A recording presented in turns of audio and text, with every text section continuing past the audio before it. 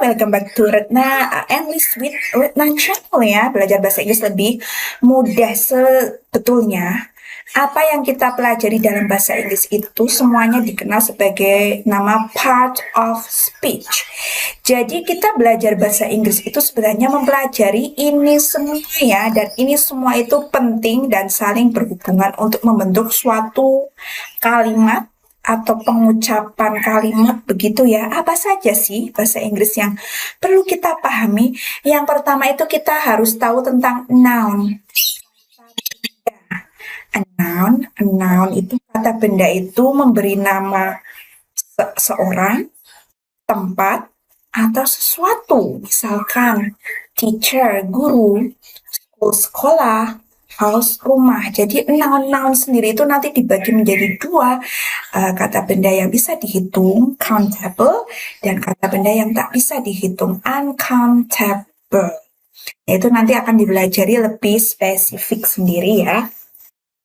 Selain kita harus tahu tentang noun, kata benda, yang lebih penting juga pronoun, kata gantinya nih. Di bahasa Inggris itu sering kita menggunakan pronoun untuk mengurangi atau menghindari pengulangan penyebutan suatu nama seseorang atau nama sesuatu ya. Misalkan, Myra is reading a book. Myra is very happy. Harusnya Myra-nya nggak usah disebut terus, tapi pakai she is very happy. Nah, itulah namanya she, itu pronoun, kata ganti benda. Pronoun itu sendiri merupakan kata-kata yang kalian gunakan untuk menggantikan kata benda, seperti ada I, him, he, his, you, yours. Gitu ya. Kemudian kita juga belajar harus tahu adjective. Adjective itu kata sifat. Adjective itu mendeskripsikan kata benda, yaitu biasanya merupakan kata sifat ya. Menerangkan kata benda, misalkan benda itu big, besar, tall, tinggi, furry itu berbulu, quiet, diam, few, sedikit, kayak gitu. Nah, ini biasanya yang perlu kita pelajari juga itu ada verb. Verb itu kata kerja ya, kalau dalam bahasa Indonesia itu dikenal sebagai predikat, predikat kalimat, aktivitas, actionnya apa. Verb itu mendeskripsikan sebuah aksi atau aksi itu ya perbuatan, kelakuan ya, seperti kicking, jog, cry, add, menendang, berlari-lari kecil, menangis, menambahkan. Nah, tadi ada kata sifat yang menjelaskan kata benda. Kalau sekarang kata yang menjelaskan kata kerja, yaitu kata keterangan, adverb ya.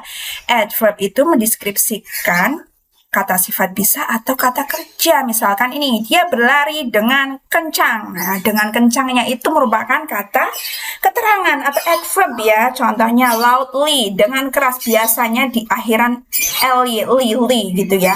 Closely, dengan dekat. Nearly, dengan dekat. Loudly, dengan keras. Fast, dengan cepat ya. Terus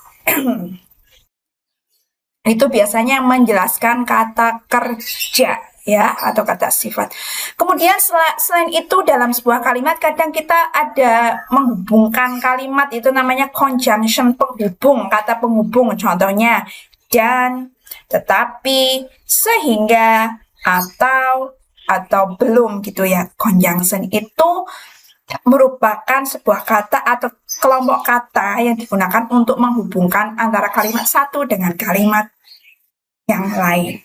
Nah, selain itu biasanya juga kita butuh yang namanya preposition atau kata depan nih. Kata depan itu untuk menunjukkan tempat bisa atau waktu juga bisa ya. A preposition, sebuah kata depan itu biasanya menyatakan di mana atau kapan sesuatu itu terjadi atau sesuatu yang berhubungan dengan sesuatu yang lain. Mana ya maksudnya? Misalkan posisi di bawah, di dekat, pada, di bawah, di atas. Nah, itu namanya kata depan ya, menentukan posisi atau waktu. Kemudian ada namanya article. Article itu biasanya sebagai kata sandang ya, atau biasanya terletak di sebelum kata benda, seperti ada the, And jadinya sebenarnya kita itu mempelajari ini semua dalam bahasa Inggris itu. Dan ini yang perlu kita pahami ya. Nanti akan saya bahas satu-satu ya. Tunggu untuk video selanjutnya. Semoga kalian paham dan semangat belajar bahasa Inggrisnya.